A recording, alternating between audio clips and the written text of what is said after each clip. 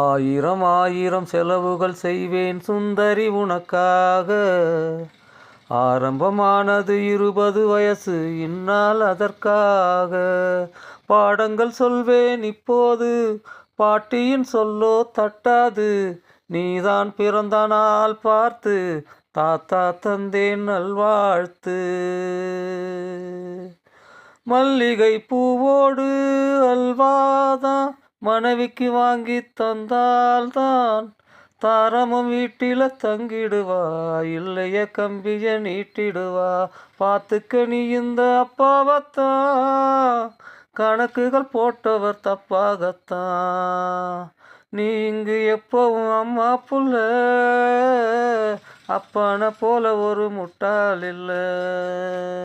ஆயிரம் செலவுகள் செய்வேன் சுந்தரி உனக்காக. ஆரம்பமானது